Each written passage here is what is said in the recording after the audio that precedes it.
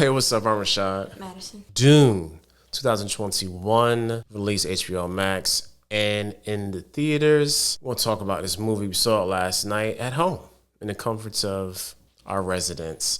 A lot of things that happen in this movie are, how can I put this? Well, let me stop. I'm sorry. Spoilers, all the time. And I'm just going to try to, I don't know, I'm going to try to talk about this a little bit. So, what were your overall feelings of this film? Disappointed. It was set up in the trailer to look super active, I guess. Super action packed. And it was all built up. And when the climax actually happened, it was disappointing. Like, wasn't much to it other than a couple little deaths, like running around the rosies or something. And then it was over. And then just falling action. Very true. And if you look at this kind of how it presents itself from the beginning, then this movie is literally part one.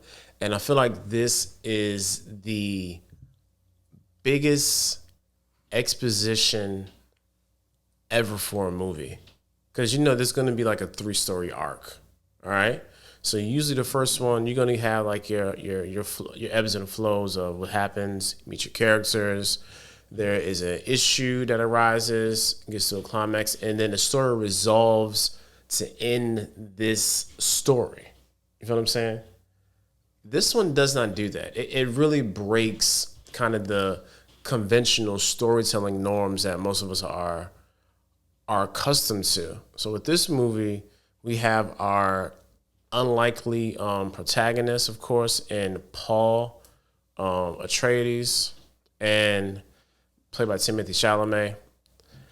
And he goes through this whole journey of him not wanting to be the ruler of his home to the end of the movie where he basically is like the coming of the Messiah.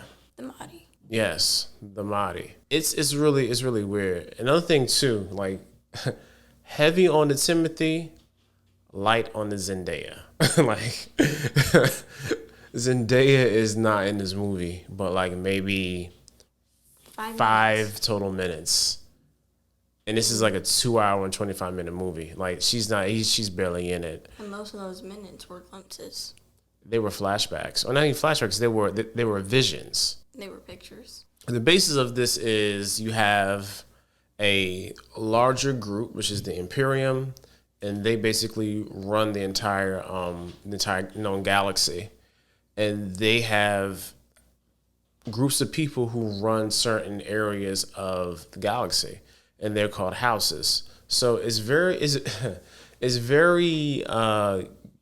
I guess Games of Thrones-ish as a current analog, even though this book was probably made before Game of Thrones was even written. But it has that vibe to it. So where you got like House Arrakis, you have House Harkonnen, and there's like another house. And there's a bunch of ruling people who trying to vie for power. And the thing that they're wanting is this MacGuffin called spice. Spice is what enables interstellar travel, as well as it can make people live longer. So where in Star Wars, where they got this idea from, spice is basically like heroin, and spice in this universe is basically like the magic elixir. Like it just works for everything, because there's no way possible that you can refine spice to fuel a star vessel, and also you can ingest it, and you can be 200 years old. So just a really, really fun MacGuffin we have. House Harkonnen rule this planet of Arrakis, where the Fremen, basically Zendaya's people in this movie, her name is Shani. House Harkonnen basically has to leave the planet. House Atreides? Yeah, House Atreides comes through, sets up shop because the Imperium wants them there. That's the whole first 45 minutes of the film, right? Is them beating. They haven't even got to the planet yet. It's them getting to the planet. And then when they get there, they realize that is basically just a coup to stop House Atreides, and because the Imperium thinks that they're gonna be way too much for them to handle in the future. So it's a classic double cross. The entire House Atreides basically is eradicated by a turncoat who ends up dying too. And the only thing you have left is Mom and Paul. Paul. His name is Paul. Possibly the baby that's in her stomach. Possibly, but she's done a lot of running and jostling for that baby to be alive, but that remains to be seen. Fighting, so. Yes, in the desert. In their fancy dragonfly plane. Yeah. In their little fancy water suit. Yes, yeah, drinking their own urine and piss and sweat. Tears. Blood, sweat, and tears. Liquid. Yes. It's a lot. And what I said is not even half of what's going on. You know, so it's a lot. Like, you're gonna have to prepare yourself to really sit down, pay attention, and be prepared to be expositioned until about 1 hour and 30 minutes in the film.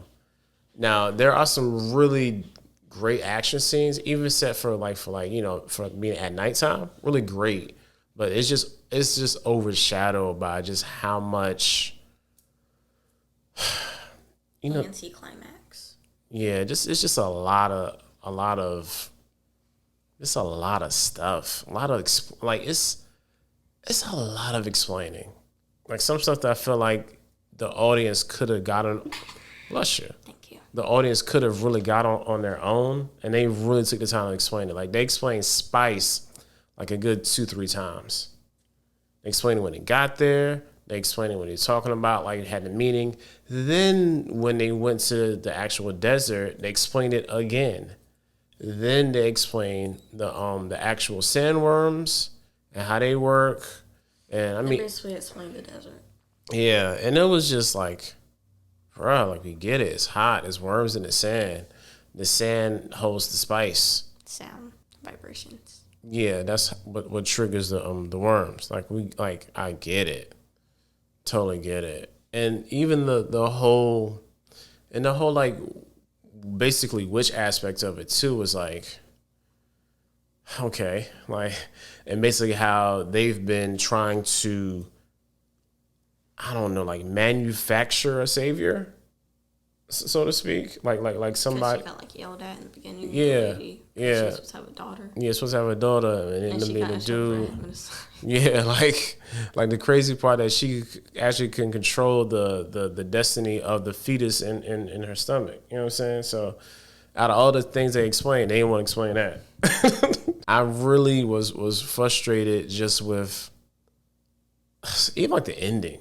You know, like the ending was like, okay, I'm sorry. The two main black people that they show in this movie end up dying. One helping the mother and the daughter, and the second one dying to Timothy Chalamet. Because he challenged him. On some, like, yeah, I tricked you. And, like, how this little skinny dude gonna sit here and best this man who's been killing people in the desert forever. That part was like, really? Like, really? Like, really? That's what we doing out here? It's that part really, like, really upsetted me, because we just be dying in films for no reason. Anyway, but yeah, it was a lot. I do love how this movie was shot. Like, Denis Villeneuve did an amazing job with the cinematography and the sound design. All the technical stuff to this movie is correct. Even the CG for the planes, for all the like, just extravagantly ornate flying vessels, the set design, like, all that is amazing. You know, I figured it was gonna be like that. You know, basically, like, last one watching him was Arrival, and it was like that too. And it has a lot of vibes from Arrival. Heavy exposition, not a whole lot of action. But that wasn't an action movie. That was more like a futuristic drama. You know what I'm saying? Like a sci-fi drama. But this right here, it was very low on the action. Yeah. That's all I got. You got anything else? Nope. Even with all this being said, I'm still curious to see what they do in part 2. Less Paul, more Zendaya. That's all we got. See you guys on the next one.